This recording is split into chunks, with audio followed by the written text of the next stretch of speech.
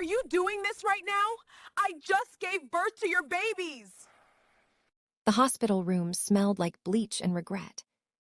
Lydia Grant's fingers trembled as she stared at the papers her husband just dropped on her lap. Divorce papers. She'd given birth 40 minutes ago. Her twin sons were still being cleaned in the corner of the room, their cries filling the sterile air. And Park Yi-hyun, the man she'd loved for 7 years, stood at the foot of her bed with his arms crossed like he was terminating a business contract. "Sign it," he said, no emotion, no hesitation. Lydia's voice came out broken. "Yi, I just had your babies." "That's exactly why we're doing this now." His mother stepped out from behind him, Mrs. Park, elegant in her cream Chanel suit, smiling like she'd been waiting for this moment her entire life. "You trapped my son with this pregnancy. You knew he wanted out, but you got pregnant anyway like some desperate." "Mother, please," Yi-hyun cut her off, but he didn't defend Lydia. He just sighed like this whole situation exhausted him. Lydia looked between them, her body still numb from the epidural, her heart breaking in real time. "You're really doing this, right now." "I've already moved my things out," Yi-hyun said flatly. "Alina is waiting for me downstairs. We're flying to Jeju tonight." Alina, of course. Alina Choi, 24 years old, daughter of a tech billionaire, long legs, perfect skin. A woman who'd never worked a real job but called herself an entrepreneur because she had an Instagram brand deal. Mrs. Park tilted her head, studying Lydia like she was something stuck to the bottom of her shoe. "You'll get child support. Be grateful. Most women in your position get nothing." Lydia felt something inside her snap. Not break. Snap. Like a bone setting wrong, calcifying into something sharp and unforgiving. "Get out," she whispered. Yi-hyun raised an eyebrow. "Excuse me." "Get out." Her voice cracked, loud enough that a nurse poked her head in, concerned. He shrugged, turned, walked out without looking back. His mother followed, heels clicking against the linoleum like a countdown to Lydia's complete destruction. The door swung shut. Lydia sat there, shaking, staring at the divorce papers, listening to her newborn son's cry in the corner. And for the first time in 7 years, she let herself feel the full weight of how much she'd sacrificed for a man who saw her as disposable. But Yi-hyun made one critical mistake that night. He assumed Lydia had nothing. No family, no money, no power. He'd always assumed that. It's why he'd felt so comfortable discarding her. He had no idea who she really was. And by the time he found out, it would be far too late. Besties, before we continue, let me ask you a question. Have you subscribed to our channel? If not, please do so to help this channel build a strong community and tell us where you are watching from in the comments section. Let me take you back to the beginning, to the girl Yi-hyun thought he knew. Lydia Grant grew up in a small town outside Houston, raised by her grandmother after her parents died in a car accident when she was 9. They didn't have much. Her grandmother cleaned houses. Lydia worked at a diner on weekends, saving every dollar for nursing school. She was brilliant, top of her class, full ride to UT Austin. By 23, she was a registered nurse working pediatric oncology, which is where she met Yi-hyun. He walked into the children's ward looking lost. Expensive suit, Rolex, clearly out of place. Turned out his company was doing a charity photo op, some corporate initiative to look good in the press. Lydia was changing the IV for a 6-year-old girl with leukemia when he approached her. "Do you ever get used to it?" he asked quietly. "Seeing kids this sick?" She looked up at him, really looked, saw something soft underneath all that polished confidence. "No, but you learn to be strong for them anyway." They talked for an hour. He stayed long after the photographers left, came back the next week without the cameras, then the week after that. 3 months later, he asked her to dinner. 6 months later, he proposed. His mother flew in from Seoul for the engagement party and made her feelings immediately clear. She pulled Lydia aside in the bathroom, smile still plastered on her face, and said in perfect English, "You're a phase. My son has always been drawn to charity cases, but when it's time to build a real life, he'll come to his senses." Lydia should have listened, should have seen the warning signs, but she was in love, and love made her stupid. The wedding was small. Yi Hyun's family barely attended. His mother showed up late, dressed in white, which Lydia later learned was a deliberate insult in Korean culture. But Lydia smiled through it, played the grateful, humble wife. The first 2 years were good. Yi Hyun worked long hours at his family's investment firm, but he came home. He listened to her stories about the kids in the cancer ward. He cooked her Korean food on weekends, laughing when she mispronounced the dish names. But then his father died, and everything changed. Yi Hyun inherited a seat on the board of Park Ventures, a multi-billion-dollar private equity firm. Suddenly, he wasn't just comfortable. He was filthy rich, and with that money came expectations. His mother moved to the U.S. permanently, started hosting dinners at their penthouse, inviting business partners and their daughters. Women with last names that opened doors. Women who spoke 3 languages and summered in the Hamptons. "You need to dress better," Yi Hyun told Lydia one night before a gala. "People are watching now. You represent me." She looked down at her dress. It was simple, sure, but elegant. "What's wrong with this?" "It's from Nordstrom Rack, Lydia. I can't have my wife looking like she shops at an outlet mall." The words stung, but she swallowed them. Went out the next day and bought a designer dress she couldn't afford. Wore it to the next event. His mother still looked at her like she was wearing rags. Then came the pregnancy struggles. Month after month of negative tests. Doctor's appointments that turned into invasive procedures. Hormones that made her feel insane. "Maybe it's a sign," Mrs. Park said one afternoon over tea, voice dripping with false sympathy. "Some women aren't meant to be mothers. It's no one's fault, just biology." Lydia wanted to throw the teacup at her face. Instead, she smiled and excused herself to cry in the bathroom. Yi Hyun grew colder, started working later, stopped asking about the fertility treatments. And then Lydia smelled it. Perfume on his collar. Not hers, something floral and expensive. She found the texts 3 months later. Late at night when he was in the shower. His phone buzzed on the nightstand. "Alina Choi. Missing you already. Tonight was perfect." Lydia's stomach turned. She scrolled, saw photos, flirty messages, plans to meet at a hotel. When he came out of the shower, she was sitting on the bed holding his phone. "Who is she?" He didn't even flinch, didn't apologize, just sighed like she was being dramatic. "It's nothing serious." "Nothing serious. You're sleeping with her." "You want to know the truth?" His voice turned sharp. "Yes, I'm seeing someone else, because you've become unbearable, Lydia. Every day it's crying about babies or complaining about my mother or acting like I owe you something. I'm exhausted." She felt the air leave her lungs. "I'm your wife." "You're a mistake I made when I didn't know any better." The words hung in the air like poison. Lydia didn't cry, didn't scream. She just stared at him until he looked away. "Get out," she said quietly. He grabbed his keys, left, didn't come back for 3 days. 2 months later, Lydia found out she was pregnant. Not just pregnant, twins. The fertility treatments had finally worked. She called Yi Hyun immediately, hands shaking, hoping this would fix them. "I'm pregnant," she said when he answered. "Yi, we're having twins." Long silence. "Are you sure they're mine?" Her heart stopped. "What did you just say?" "I'm just saying, Lydia, we haven't exactly been active. How do I know?" She hung up, sat on the bathroom floor, and made a decision. She didn't need him. She'd raise these babies alone if she had to. But Yi Hyun had other plans. He moved out officially, filed for separation. His mother called her once voice venomous. "You think a pregnancy will bring him back? Pathetic. He's done with you. And frankly, I don't blame him." Lydia blocked the number, focused on work, saved every dollar, prepared for a life as a single mother.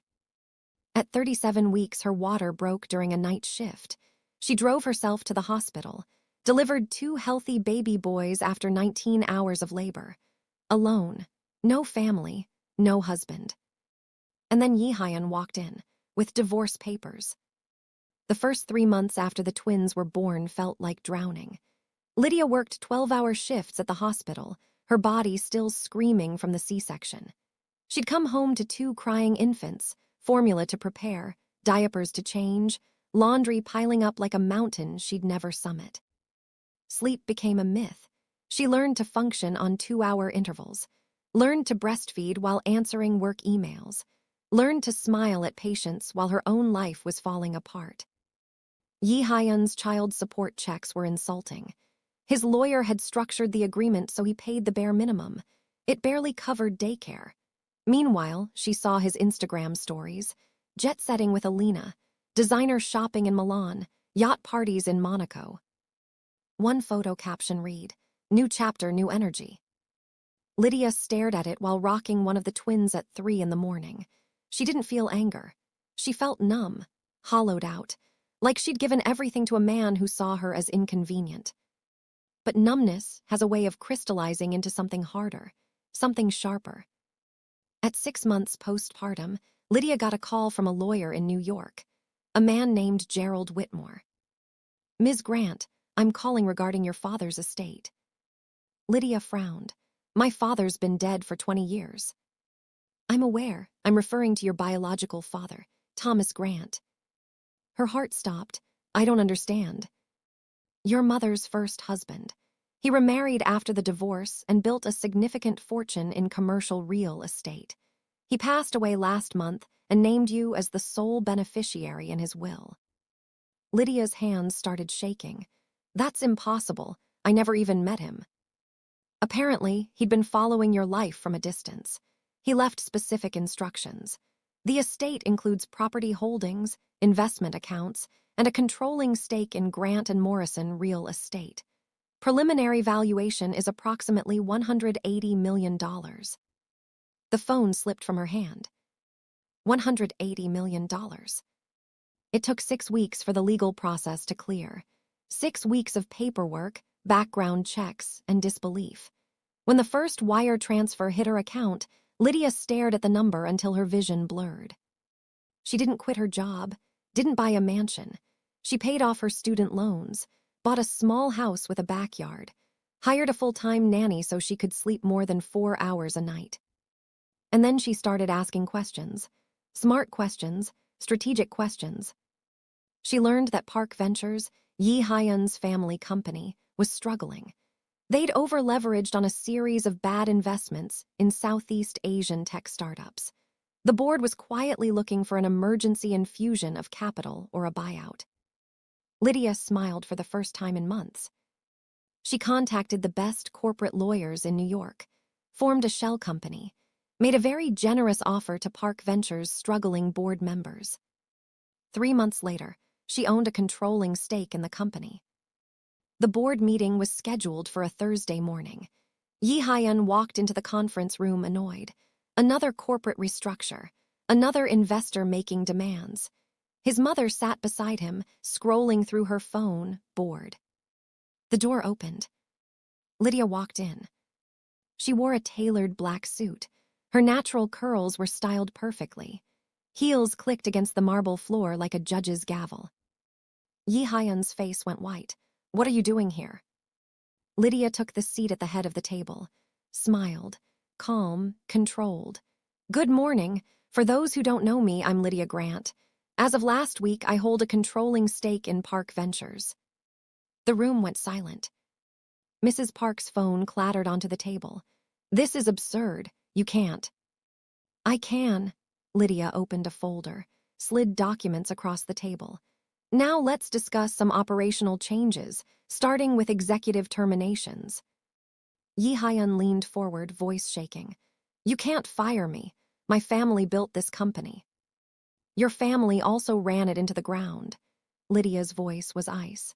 "Bad investments, inflated expenses, misuse of company funds for personal luxuries. Should I continue?" She turned to him, really looked at him. "Mr. Park, you're terminated, effective immediately." "You're doing this because I left you." His voice cracked. Lydia stood, leaned forward, spoke quietly enough that only he could hear. No, I'm doing this because you're incompetent. The divorce was personal. This is business. Learn the difference. Security appeared at the door. Escort Mr. Park out. He has 30 minutes to clear his office. Yi Hyun stood, shaking with rage and humiliation. You won't get away with this. I already have. He was walked out. Same cardboard box. Same security guards. Same humiliation he'd once believed was beneath him. Mrs. Park stood, trying to maintain composure. This is a mistake, my son. Your son is no longer your concern here. Lydia turned to her. But you are. I'm buying out your shares. Generous offer. Non-negotiable. You have 48 hours to accept or I'll make this very public and very ugly. Mrs. Park's lips trembled. You have no idea what you've done. I know exactly what I've done. Lydia's smile didn't reach her eyes. I stopped letting you destroy me. That's what I've done. Mrs. Park left without another word.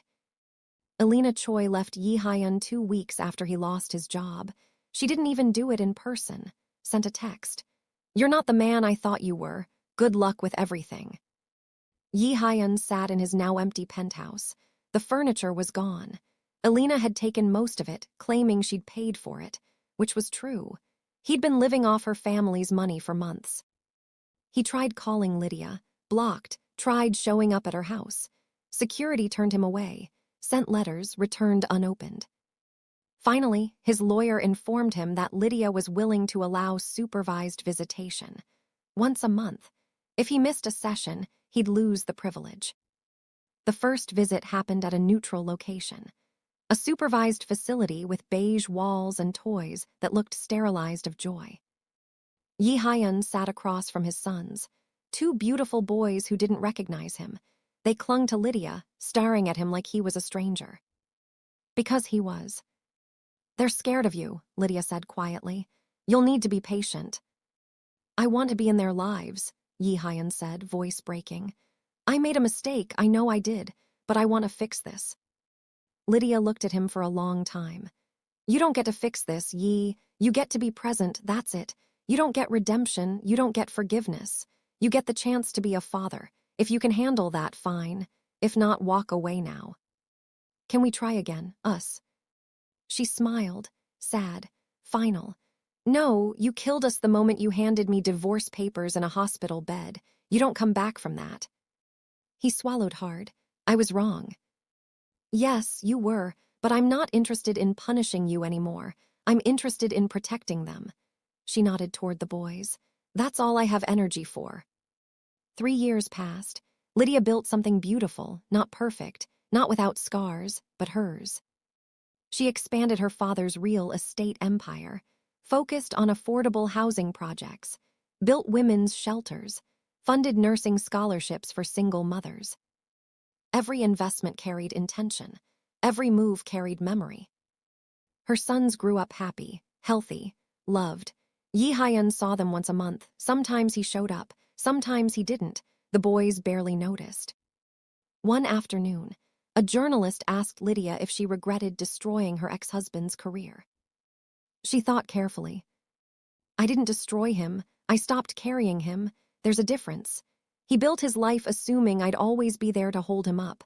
When I let go, he fell. That's not destruction. That's gravity. Do you think he deserved it? Lydia smiled. I think people deserve the consequences of their choices. He chose to abandon his family. I chose to protect mine. We both got exactly what we deserved. She looked out the window at her sons playing in the yard. Safe, secure, unaware of the war that was fought to give them peace. The grass isn't greener on the other side, she said softly. It's greener where you water it. He stopped watering us, so I planted a whole new garden. She paused. And it's blooming. So let me ask you, did Yi Hyun deserve to lose everything, or was Lydia too ruthless? And if you had the power and the money, would you destroy someone who destroyed you, or would you just walk away? Tell me in the comments. And remember, life has a funny way of returning the energy you put out into the world. Be careful who you underestimate today. They might be signing your termination papers tomorrow. If you believe in karma, justice, and protecting your peace. Hit that like button, subscribe, and share this story with someone who needs to hear it. Thanks for watching.